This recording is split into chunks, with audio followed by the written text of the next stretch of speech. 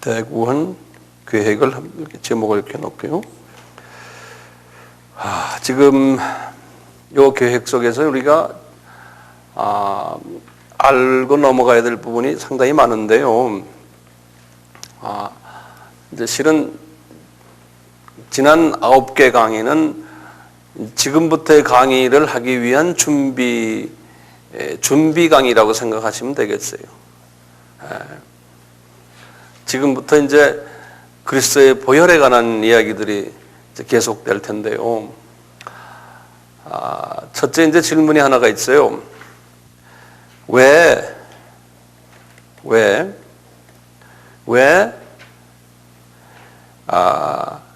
예수님이 피를 흘려야 하네요. 피를 흘려요.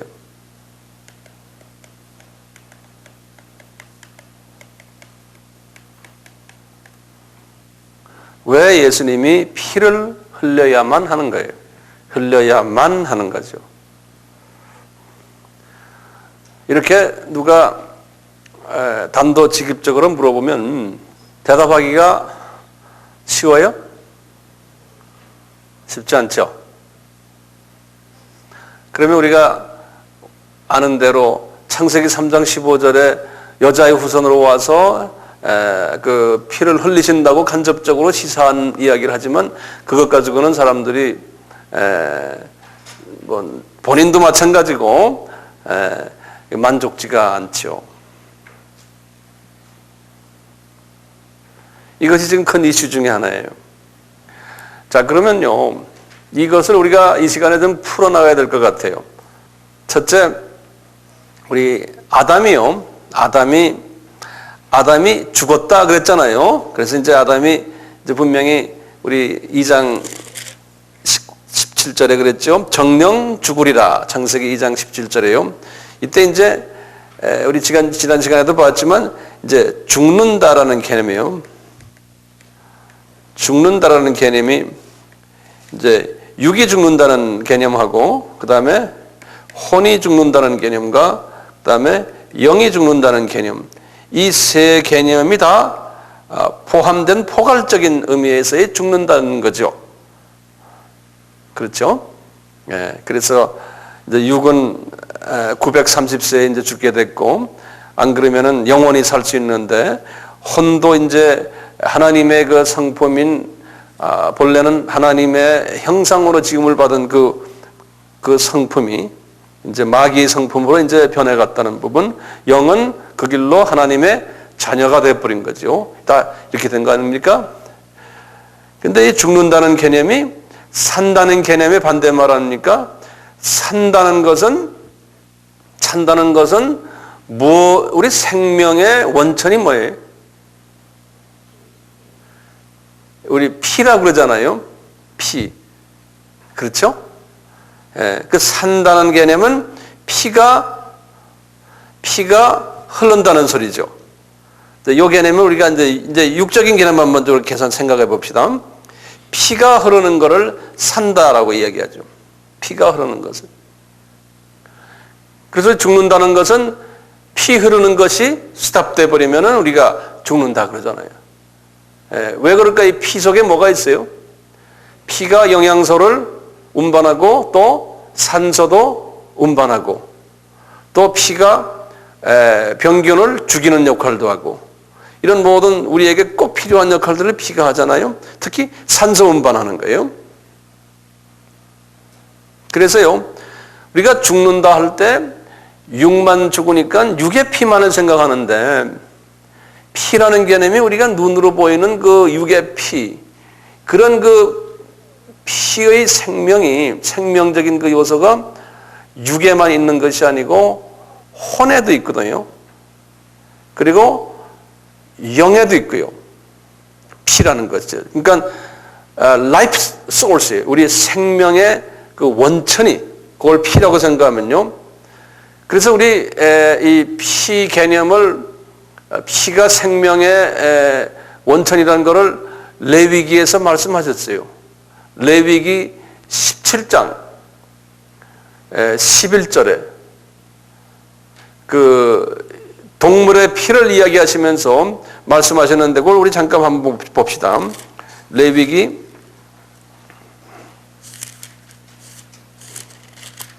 17장 11절. 여기에 이제 피해 관한 이야기가 쫙 나와요. 이제 14절까지 쭉 보면 피해 관한 이야기 나오는데요. 이제 173페이지. 이제 11절에 보시면 17장, 레위기 17장 11절에 육체의 생명은 피에 있습니다. 내가 이 피를 너희에게 주어 단에 뿌려 너희의 생명을 위하여 속하게 하였나니 생명이 피에 있으므로 피가 죄를 속하느라. 여기 굉장히 중요한 말이에요. 이 동물의 피도 피 아닙니까? 그래서 우리의 생명을 속하게 하려면은 피가 거기에 다시 죽은 피에, 다시 말하면은 죄를 지은 여기에 산 피가 들어가서 속해줘야지만 다시 말하면 그 죽은 피를, 쉬운 말로 표현 죽은 피를 뽑아내고 산 피를 집어넣어주는, 우리 그 수혈하는 식으로 말이죠. 그렇게 했을 때 살아난다는. 그러니까 저 사람이 살아나려면은 피가 죽은 피에, 지금 육의 피를 지금 가지고 이야기하면요, 그 피를 뽑아서 산 피를 집어넣어주면 산다는 거예요. 그러니까 저 사람이 사는 길은 뭐 딴 거 줘서 되는 게 아니고 피를 가리려 해줘야 된다는 거예요. 피가리. 그만큼 피가 생명을 말한다. 요 개념이에요. 자, 그러면 보세요. 그러면 아담이요. 제가 지금 말하는 건 가만히 듣고만 계시지 말고 한번 써보세요. 하나하나. 제가 지금 이렇게 생각이 나는 걸 내가 근데 이렇게 두서없이 말하니까요. 왜냐하면 이 부분은 본인이 남에게 설명할 수 있으면 참 좋아요. 이 피가 생명이다라는 걸 잊지 마시고, 이 피가 육이 살아나려면 육에 피가 있어요. 그건 우리 육적인 것은 우리가 보는 거기 때문에 눈에 보이니까 금방 알아요. 육의 피구나.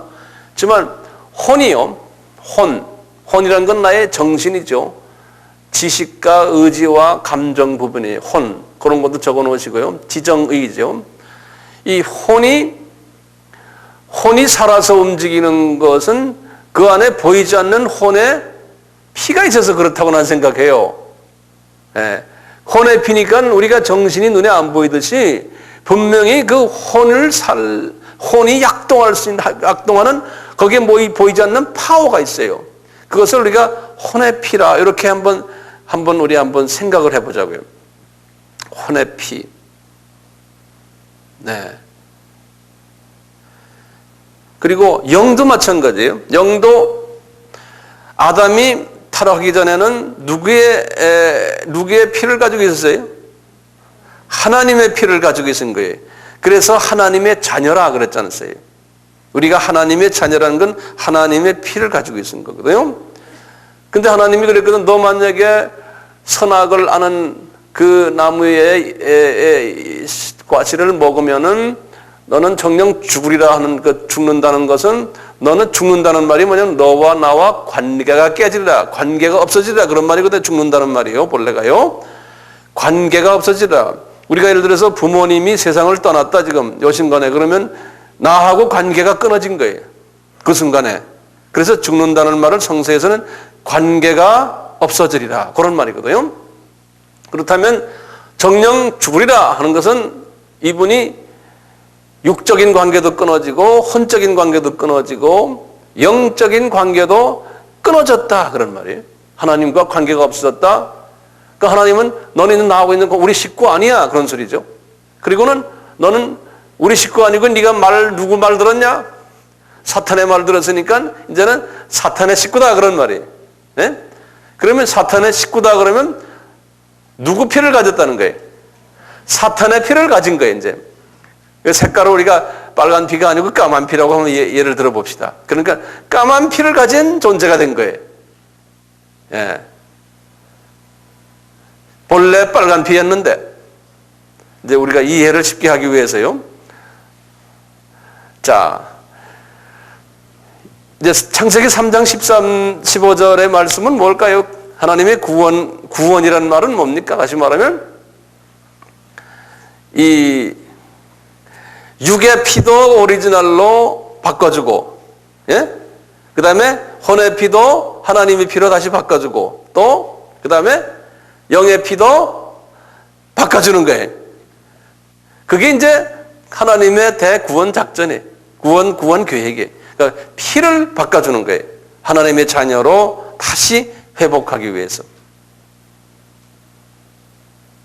그래서 육의 피를, 하나님의 피를 새로 받으면은 육도 영원히 살게 되고, 혼의 피를 가지면 하나님의 성품으로 내가 이제 돼버리고, 예수님 닮아가고요. 그 다음에 영의 피로 예수님의 피를 받으면은 이제는 영원히 이제 사는 그 영적인 측면에서의 영의 자녀가 되고, 그래서 피를 바꾼다라는 그런 그 개념으로 한번 우리가 생각을 좀 해보자고요. 자, 그런데 이제 요 개념은 대강 이해가 됐죠? 자, 그런데 문제는 이거예요. 창세기 3장 15절에 왜 피를 우리에게 주시려면은 하나님이 저 3층 전 꼭대기에서 저 멀리서요, 우리에게 피를 그냥 자기네 피를 이렇게 뿌려도 되잖아요. 예? 위에서 소나기 내리듯이 뿌려서 받아먹어라. 그러면 그냥 믿음 있는 사람들 입 쫙 벌리고 받아먹으면 되잖아요. 그렇게 왜 안 하시고 하나님이 십자가라는 어떤 하나의 그 방법을 통해서요, 거기에서 피를 흘리시기로 결정을 하셨을까요? 그것도 하나님이시고 창조주이신 그 아들 예수가 성육신 해가지고 왜 그런 방법을 쓰셨을까요? 네? 그것도 질문이죠. 근데 그 방법을 결정하시고는 4,000년이라는 시간을 지금 하나님이 또 본인이 보냈어요. 첫째요, 거기에 대한 대답을 제가 나름대로 말씀을 드릴게요. 제가 깨달은 것들이,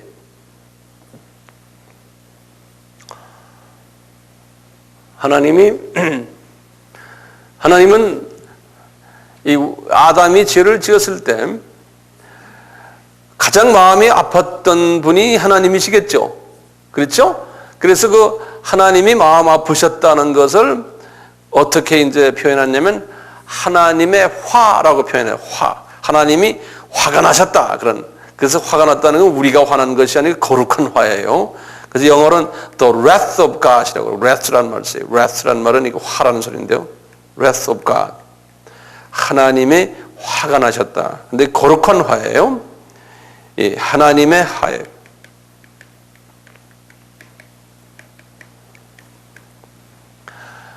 이 하나님이 화가 나셨는데 나쁜 의미의 화가 아닙니다.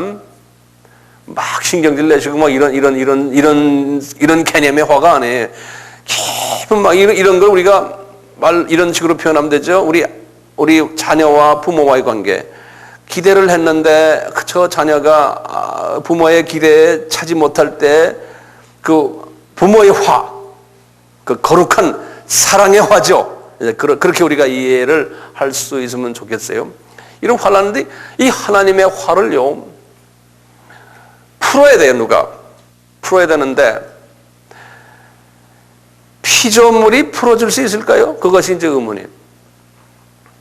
네? 피조물이 별짓을 다해서 푸십시오, 뭐 별난 의로운 행위를 다해도 하나님이 이렇게 보실 때는 그것이 차지가 않으시는 거예요. 왜 그러겠어요? 차원이 다르기 때문에 그래요. 내가 지금 화가 났는데 파리 새끼가 와서 화 풀으라고 지네 말로 막 하는 게 나한테, 지네끼리의 말로 화 푸세요 하고 나한테 와서 10마리가 와서 막 인사하는 거예요. 나한테 그게 되겠습니까? 이게 인격적으로 우선 이게 맞지가 않는데, 돼지가 떼거리져 와서 화 푸십시오 하고 됩니까? 안 되잖아요. 그러듯이 차원이 다른 인간이 말이죠. 하나님 앞에 와서 하나님 화푸십시오, 화푸십시오. 하나님 보시기에. 그래서 이사야 선지자에게 하신 말씀이 있어요. 이사야서 64장 6절에 뭐라고 그랬어요? 인간이 지 아무리 선한 행동을 해가지고 하나님 앞에 내가 옳다, 하나님 이거 기가 막힙니다, 이런 식으로 화푸십시오 하고 인간이 별난 짓을 다 해가지고 선한 행동으로요, 거룩한 행동을 하나님 앞에 해야 하나님의 눈으로 볼 때는 이사야에게 그런 게 걸레 쪼가리 같다 그런 거예요. 인간의 모든 의는 하나님의 눈으로 볼 때는 걸레 쪼가리 같다 그랬어요. 그러니까 이게 하나님의 차원으로 볼 때는 인간이 아무리 선한 행동을 해도 이것은 차지가 않는다는 거, 하나님이 보실 때. 여기 이사야서 몇 장 몇 절이요? 그거 적어놨어요? 64장 6절이에요.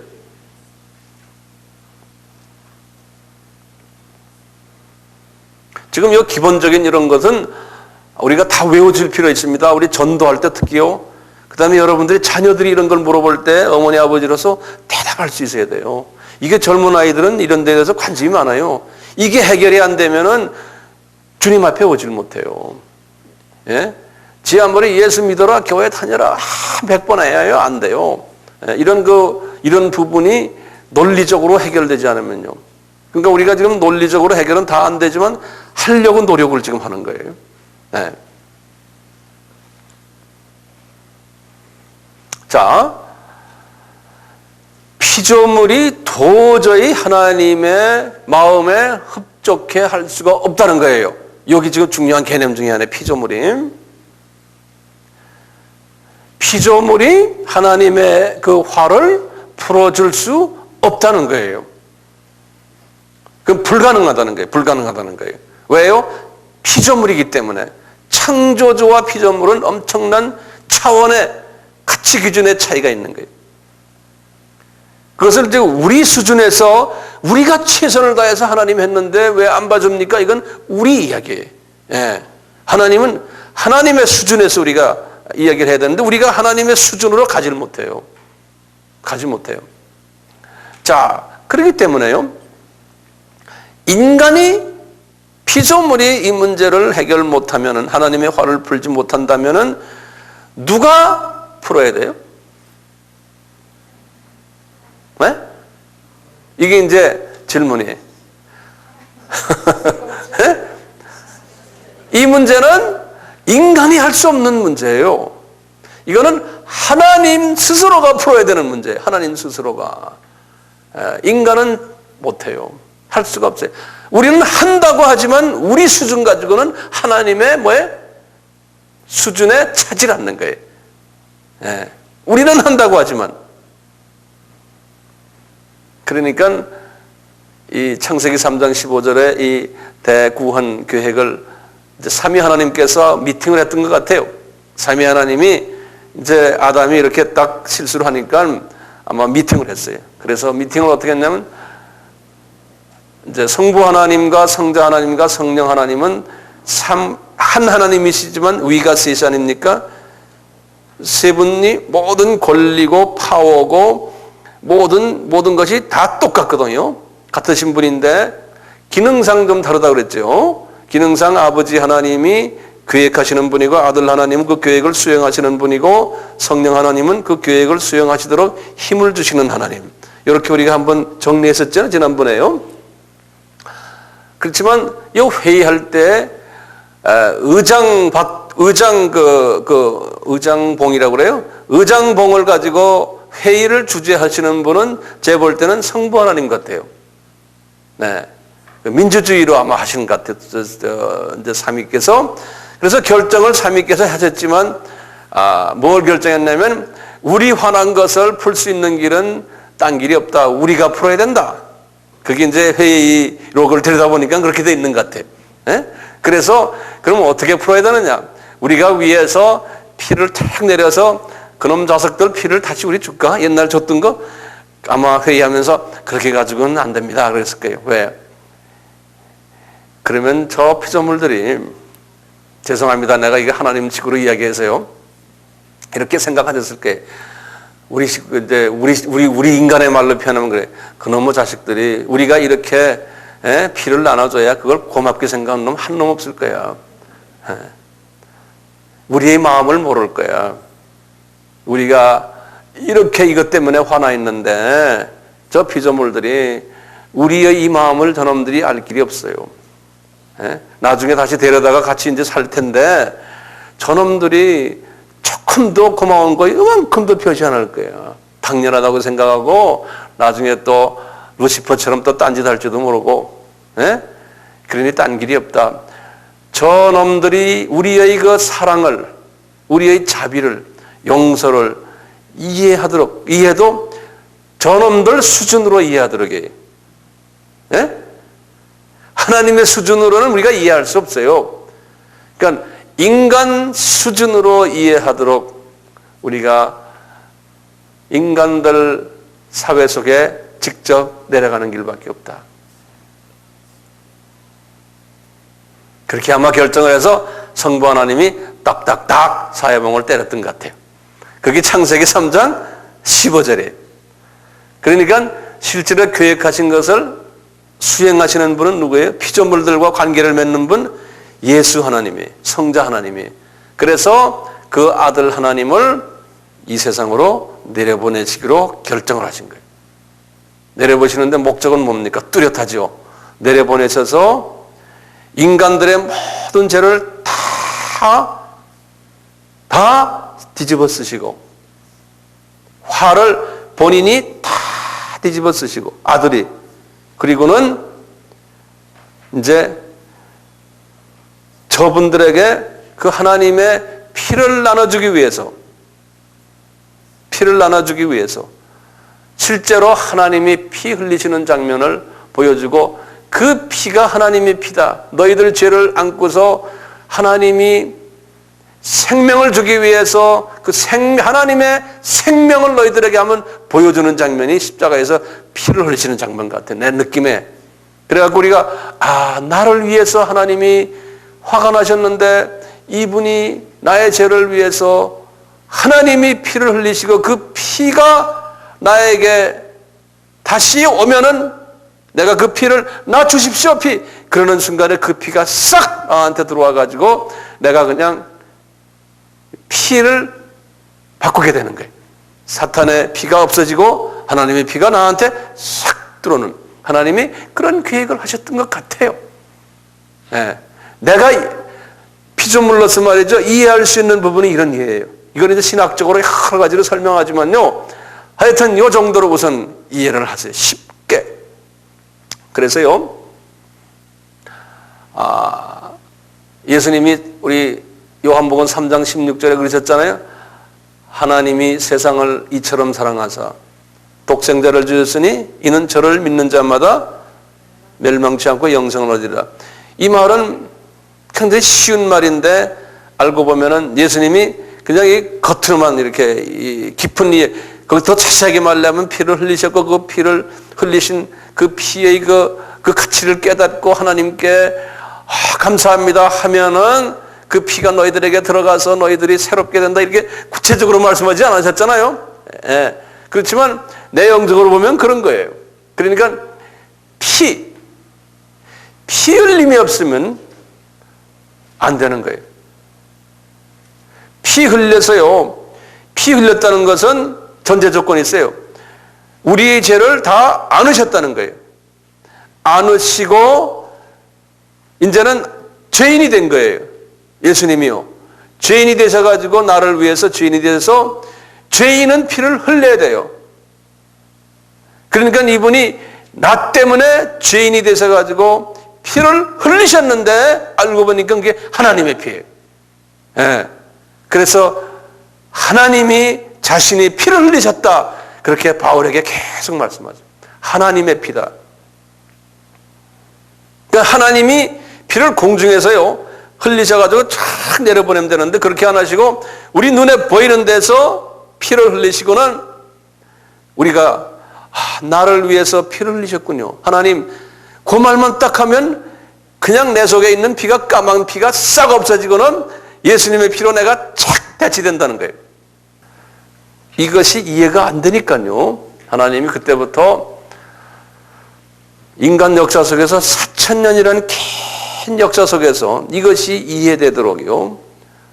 하나님이 차근차근히 연습을 시켜요.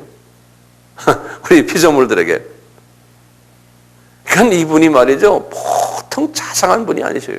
하나님이. 근데 보세요. 아드님 예수 하나님께서요, 성자 하나님께서 본인이 이제 인간으로 내려오셔서 이렇게 할 것을 이분이 구약에서 여호와 하나님이라는 이름으로 딱 오셔갖고 피조물들에게 자꾸 말을 해요. 이렇게 해라, 저렇게 해라. 에? 양을 잡아서 이렇게 해라, 저렇게 해라 하고 본인이 할 것을 계속해서 내려오셔서 말씀을 하세요. 그 구약을 보면요, 이렇게 보면 세상에 예수님 대단하세요. 에? 하나님이신 예수님이 다 인간 우리 다 만들어 놓은 예수님, 이 피조물 이거 있으나 없으나 우리 이 존재들을 말이죠 만드셔가지고 다시 영원한 생명을 주시기 위해서 염소 죽여라, 죽여라. 네? 그것도 요렇게 각을 떼어라, 요래라. 그냥 자세하게 설명하는 거예요. 네? 그렇게 안 하면 또 딱 종아리 때리고요. 가만히 보세요. 성서를 들여다보면요. 그 하나님의 자상하심. 네? 너 요렇게 안 하면 혼내준다. 네? 이 염소도 아주 그냥 흠이 없고, 네? 수컷이고 딱 1년 된 놈다가 해라. 그게 다 예수님이거든요. 예. 흠이 없는 염소에 1년 된 것은 예수님이 동물로 따지면 딱 30세 때 30세, 33세 요게 동물의 1년짜리들이에요. 그 다음에 이분이 여자로 나오시고 남자로 나오시겠다는 거예요. 그래서 꼭 수컷 해야 된다는 거예요. 이런 식으로 해서 아주 정확하게 하세요. 나중에 우리가 이제 시간이 되면 더 보시지만 기똥차게 하신다니까. 그렇게 자상하게 하세요. 우리에게요. 그냥 우리를 얼마나 사랑하시면 그래. 오래 참으시면서. 그냥 말도 못해. 그래서 이런 시각으로 우리가 깨닫고 구약 성경을 읽으면요. 미안해서 읽을 수가 없어요. 구약 성경을. 주님께 미안해서요. 전 그래. 가끔 가다 읽으시면 너무하십니다. 너무하세요. 이게 뭐예요? 이거 너무하세요. 그냥 쉽게 탁 해버리시죠. 왜 이렇게 하십니까? 너무도 마음이 넓으시고 자상하시고, 예? 너무도 오래 참으시고, 너무 크세요. 이것이 감동이네. 너무 크세요. 이 전체를 딱 신구약을 우리가 보는 눈이 떠져면요, 그 전체를 딱 보는 눈이 딱 들어오잖아요. 그리고는 어떤 한 사건을 그 구약에 나오고 보면 너무하셔. 이게 안 보일 때는 이게 너무한지 하는지 몰라요. 근데 이게 한번 보이면요, 그 다음 보면 미안해서 못 보겠어 성경을요. 왜 이러십니까? 왜 이러세요? 하고. 우리가 주님을 닮아간다는 게요, 우리가 예수님처럼 커지는 거예요. 자꾸 이 말씀 우리가 보는 것도 그 비율을, 우리의 그 견해를, 눈을 자꾸 이렇게 넓히는 거예요. 넓혀서 예수님의 마음이 되면 웬만한 자질구레한 것들이 그게 문제가 아니에요.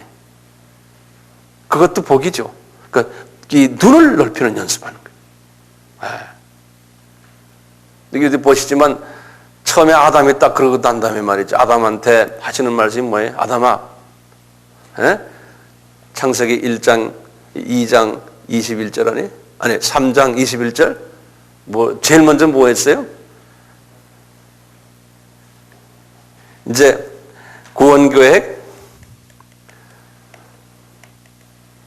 넘버원이 아담 때 하시는 게 있어요. 구원계획 넘버원으로 이분이 아담한테, 아담아, 창세기 3장 21절이 하시는 게, 아담아, 너 무화과 나무 잎사귀로 가리고 지냈지? 그러잖아요? 그러다가 뭐라고 그래요?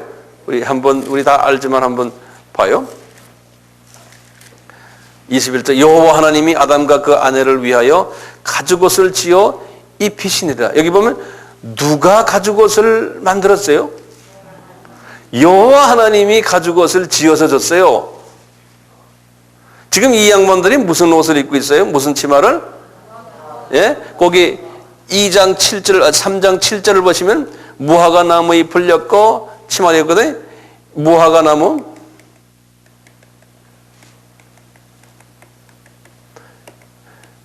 무화과 나무 잎 치마인데요. 예수님이 무슨 치마를 입혀요? 가죽옷 치마를 네가 만들어서 입어라가 아니고 누가 만들어줬어요? 여기 보면요. 예수님이 만드셨어요. 아담을 위해서. 그러면 여기 딱 보면 이 가죽이라는 건 뭡니까? 동물이잖아요. 그러니까 예수님이 지금 여호와께서 예수님이 아담이 이렇게 지금 이렇게 무화과 나무 앞치마를 입고 있는 걸 보고는 치마 입고 있는 걸 보고는 저쪽 보고는 예수님께서 여기 가서 동물 하나 가져다가 죽여서 이분이 지금 본인 스스로를 지금 보여주는 거죠.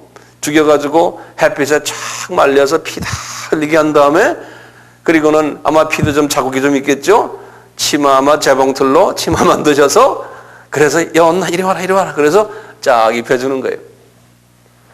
이 장면을 보면서 이게 어떤 장면일까요? 저는 이게 영적인 측면에서 볼 때요. 아기 낳아가지고 아기가 그냥 똥오줌을 가루니까 기저귀 채워주는 것 같아요. 예. 그 아기는 모르죠. 예? 그냥 야 이거 두르고 있어라. 기저귀 채워주는 거예요. 그 영적 유아기 때 그거 보여주는 거예요. 이 구원사가 그동안 이 구원사에서 지금 4,000년 역사에 가장 초창기의 영적 금방 아기 난 아기를 여기 가죽옷을 입혀주는 거예요. 그러면서 주님은 속으로 저놈들이 나중에 저게 뭔지 알 거야. 그러면. 예? 그 이 양반은 뭣도 모르고 그거 입고 다녔잖아요. 근데 분명히 그랬잖아요. 그거 딱 입으면 어떻게 됩니까? 이 하나님의 눈으로 볼 때는 그것만 딱 하고 나면 에덴 동산을 들어갈 수 있어요, 없어요? 예? 들어갈 수 있죠. 왜요? 그리스도의 보혈로서 커버가 됐기 때문에.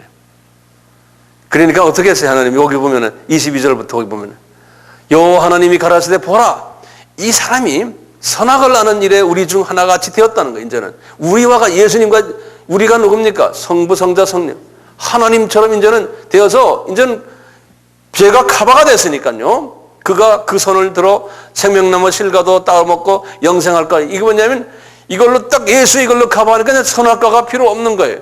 이제 선악을 아는 그리스도로 커버가 됐기 때문에. 네? 그러면서 멋있는 걸 보세요. 여호와 하나님의 이놈이 에덴 동산에 그 사람들을 내어보내어 그의 근본 토지를 갈게 하시니라. 이같이 하나님이 그 사람을 쫓아내시고 에덴 동산 동편의 그룹들과 두루 도는 화영검을 두어 생명나무의 길을 지키게 하였느니라. 이분들 에덴 동산으로 들어오지 못하게 하는 거예요. 들어오면은 벌써 이미 커버가 됐기 때문에 들어올 수 있다는 거예요. 그러니까 못 들어오게 했다는 거예요. 누구하고 누구를 통해서요? 여기 보니까 그룹 천사들과 그 다음에 화영검으로. 그러면 이걸 딱 보면은 아하 하나님이 예수님께서 이제 성육신 하셔서 피를 흘리실 것을 이제 우리에게 이제 보여주시건 그걸 강제적으로 하시려고 그러는 거예요. 이걸 보면 뭐예요?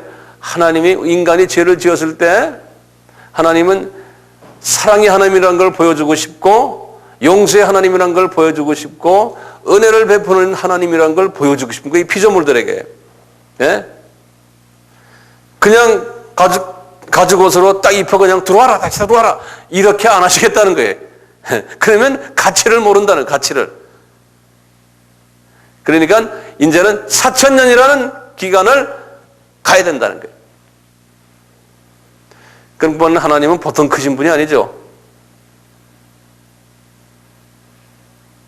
여기까지 요거 이해되세요? 예. 자, 그래서 이제 그 다음에 이제 창세기 4장에 보면은 이제 또 나오는데 장면이요. 요거 지금 가죽옷의 치마 그래서 저는 요거 이렇게 구원 넘버원을 이름을 어떻게 지었나요? 제가 지은 이름인데요. 요거 뭐냐면 가죽옷의 어린 양 이렇게 제가 이름을 한번 지어봤어요. 구원 넘버원은 가죽옷의 어린 양이에요.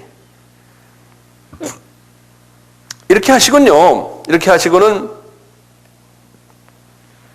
이제 구원 넘버 두 번째 가인과 아벨의 이야기예요. 우리 뭐 이 소식은 잘 알지만 제가 간단하게 여기 좀 보시면, 지금 보시면 4장으로 들어가세요. 보면 아담이 그 아내 하와와 동침함에 하와가 잉태하여 가인을 낳고 이르되 내가 여호와로 말미암아 등남하였다 하니라. 그가 또 가인의 아우 아벨을 낳았는데 아벨은 양치는 자였고 가인은 농사짓는 자. 여기다 좀 줄을 그어놓으세요. 아벨은 양치는 자고 가인은 농사짓는 자예요.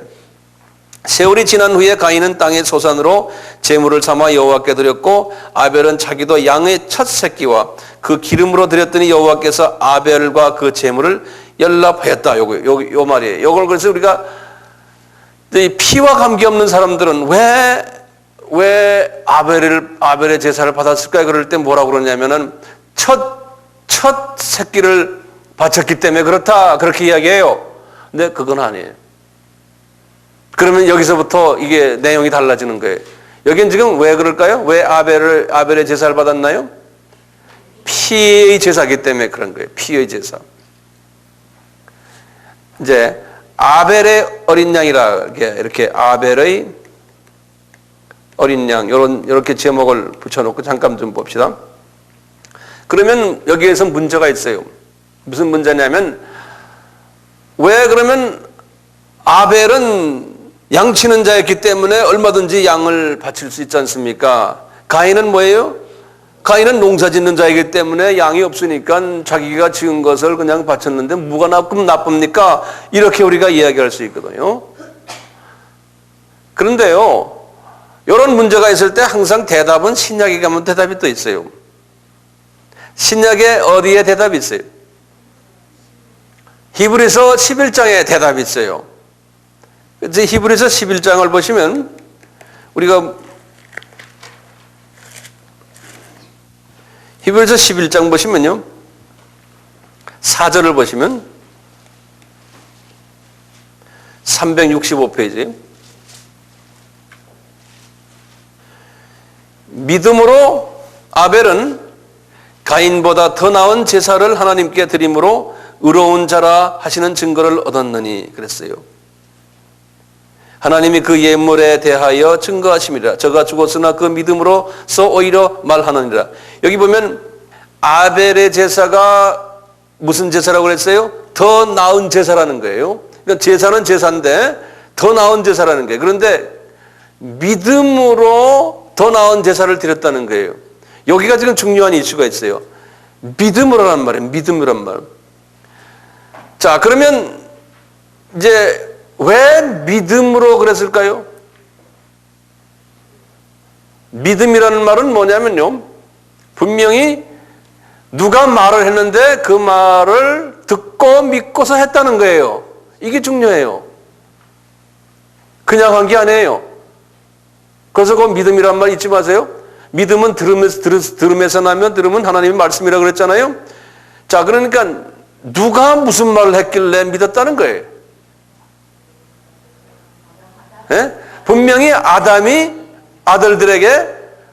분명히 이 치마 입고서, 예? 아들들에게도 분명히 치마 입게 했겠죠?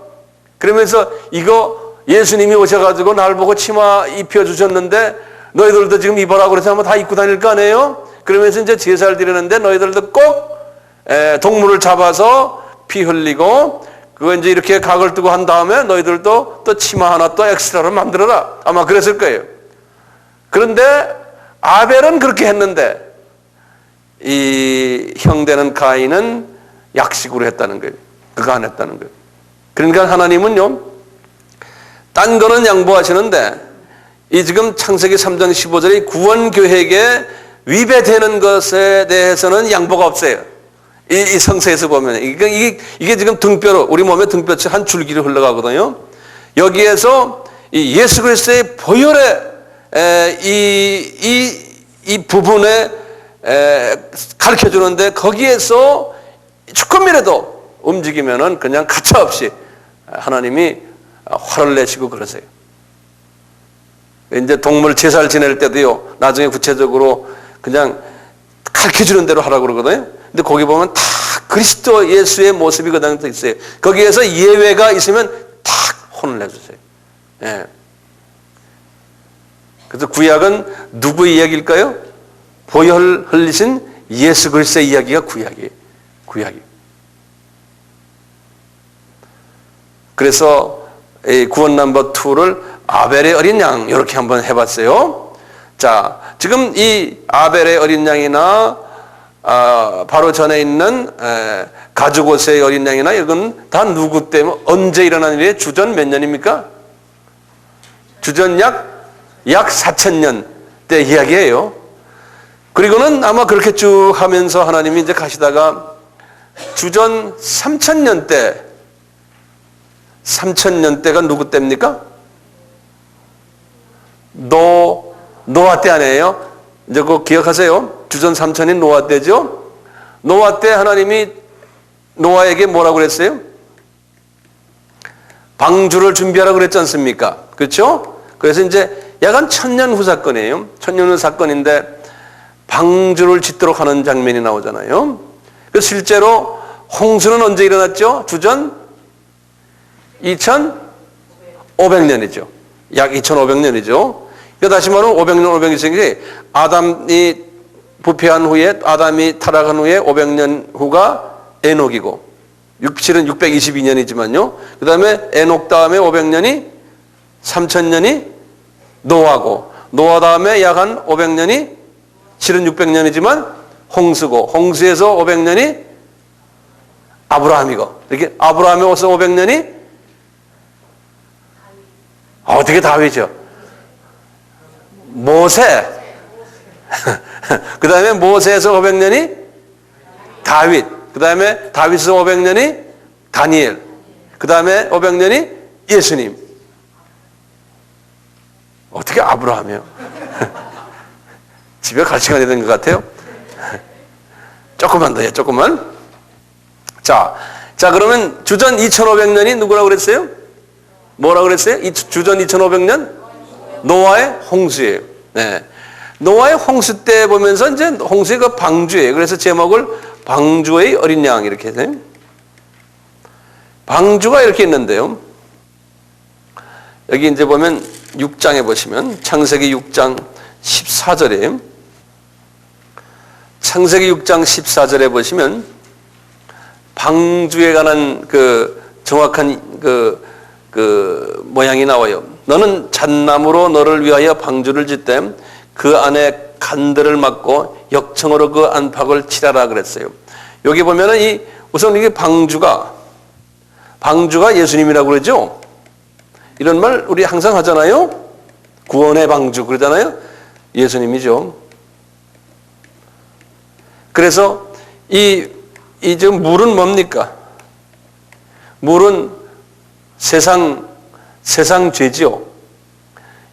또는 심판 이렇게 되잖아요. 그래서 이 심판을 모면하려면은 어디에 들어가야 돼요? 예수님께 들어가야 되는 거예요.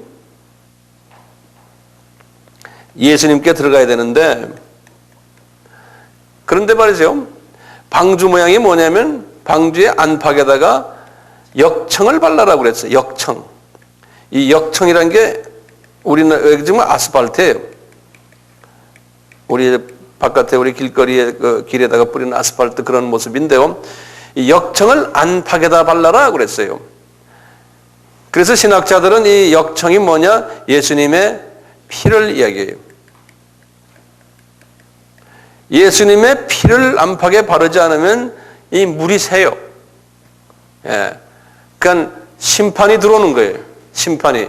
그래서 이 방주가 온전한 완전히 구원 방주가 되려면 그리스도의 보혈로서 안팎을 칠을 해야 돼요. 칠을 해야 돼요.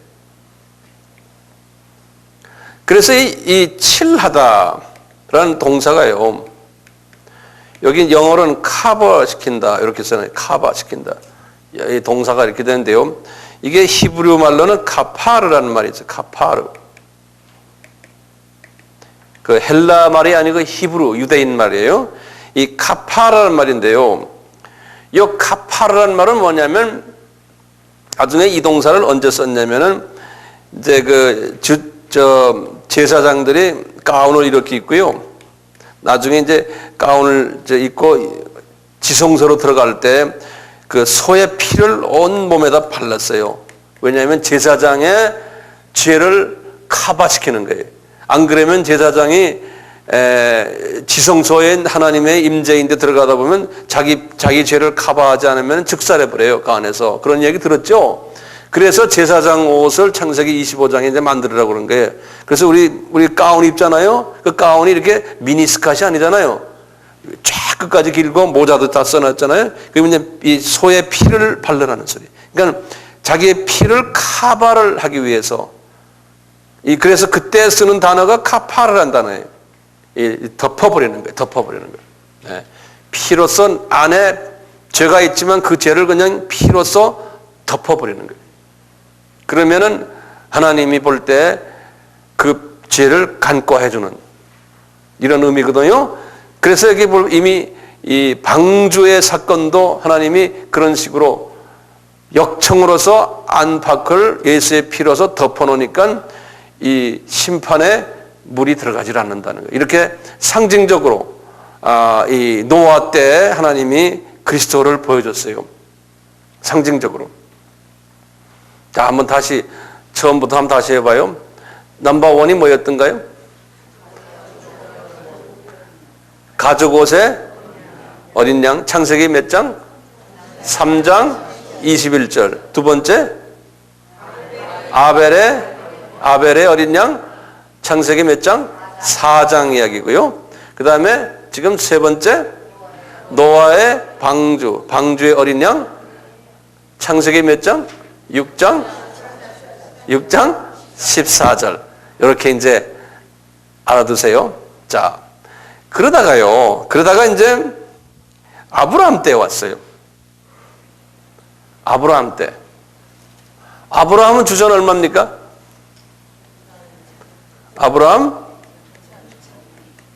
주전 2000년이죠. 이거 계속 이제 우리가 외워야 됩니다. 주전 2000년이. 바로 전에 홍수가 2500이고요. 하나님이 아브라함한테 하신 말씀이 있어요. 아까 내가 잠깐 비쳤지만요. 아브라함에게 하신 말씀이 네 자녀가 이방에 날아가서 언제 어떻게 한다고요? 400년 동안 노예 생활하다가 이제 다시 나올 거다 그런 말 했잖아요. 그 말씀은 이미 아브라함한테 하시면서 하나님이 500년을 앞을 내다보고 하신 말씀이죠. 그 누굽니까? 500년 때 모세였죠. 그렇죠? 모세를 내다보고 하셨거든. 이제 다음 시간에 또 여기에 대해서 자세하게 하겠지만요. 이렇게 한 다음에 자, 요 아브라함이라는 분은 어디 출신입니까? 예? 갈대아 우르죠. 갈대아 우르가 어디 있어요? 여기 이스라엘이에요. 내가 짚으면 뭐라고 말해보세요. 여기 뭐예요? 요거? 요르단.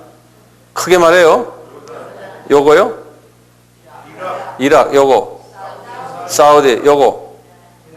이란. 요거? 터키. 요거? 시리아죠? 요렇게 지도를 그려놓군요. 그 다음에 여기가 좀 페르시아만이거든요. 여기에서 항상 이렇게 강을 하나 그려놓는 거예요. 강. 이 강의 이름이 디그리스 강이죠. 디그리스 강 제일 꼭대기에 산이 하나 있죠. 이게 아라랏산이죠. 아라랏산. 여기 아라랏산은 노아의 방주가 앉았던 산이죠. 네. 이 아라랏산 여기에서부터 물이 흘러내려오는 거예요. 여기 디그리스 강이에요. 쭉 내려와서 이제 이렇게 해서 페르시아만으로 흘러가고. 그리고 요 디그리스 강 하류에서부터 또 이렇게 연결돼 가지고 이래서 이스라엘 북쪽으로 가는 강이 있어요. 요게 유브라데 강이죠. 요게 유브라데 강이에요.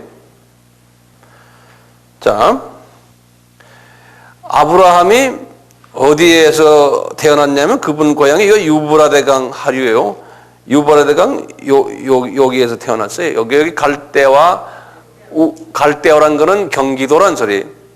우르가 수원이면 수원 이렇게. 우르가 도시 이름이에요. 그래서 우르 지금도 있어요. 요 우르. 근데 여기 강가에서 우리가 한강가에 우리 서울이 있듯이요. 강변 도시예요. 네. 그리고 그 옆에 또 강변 도시 하나 유명한 게 이게 바벨론이라는 도시예요. 바벨론. 여기에 이제 바벨탑을 만든 도시거든요. 지금도 바벨론이 있어요. 그러니까 이분이 아브라함이 여기에 계셨을 때, 우리에 계셨을 때 여기서 태어나고요. 이분이 몇 살 때 하나님이 부른지 아세요? 60세예요. 그래서 그것도 알아도 또 적어 놓으시고 60세 때 이분이 여기에서 이제 불림을 받아가지고 하란으로 갔죠.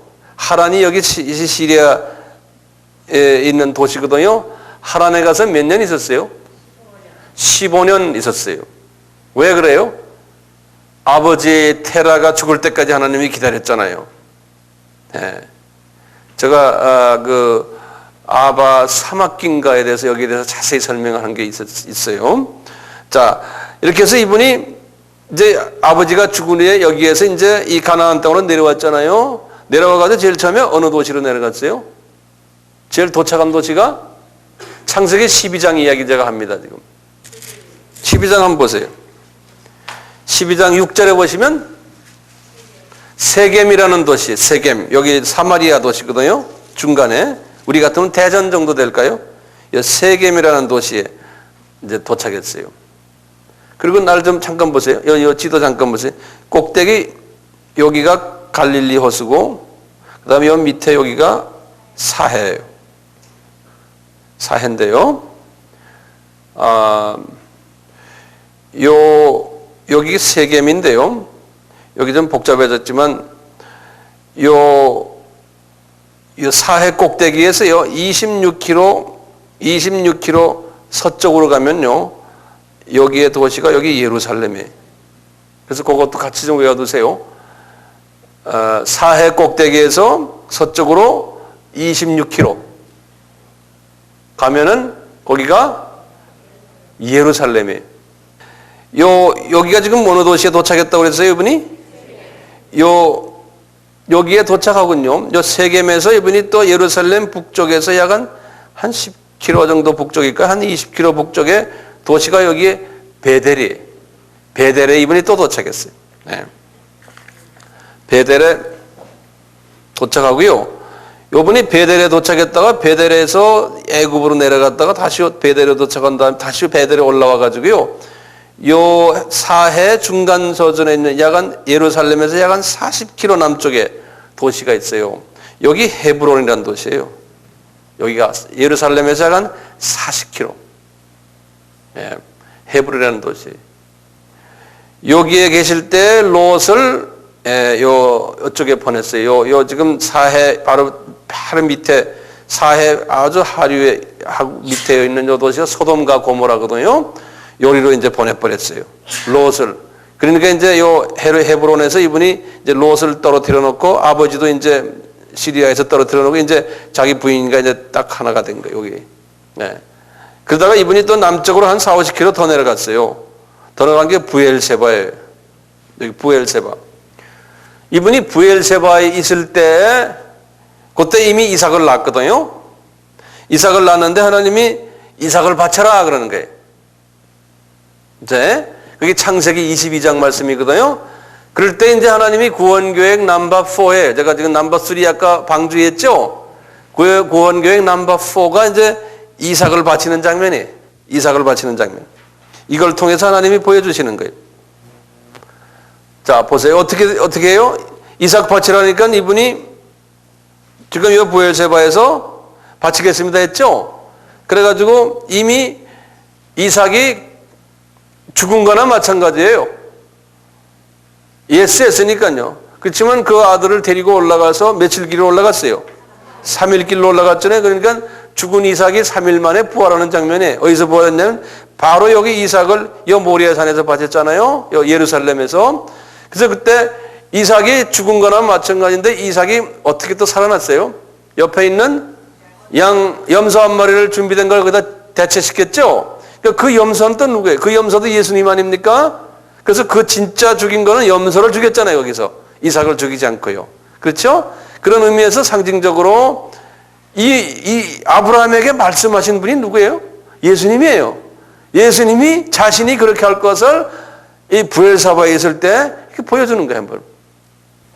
그래서 이 갈라디아서 그 3장 16절에서 그 이삭을 예수님이다 그렇게 말을 해요.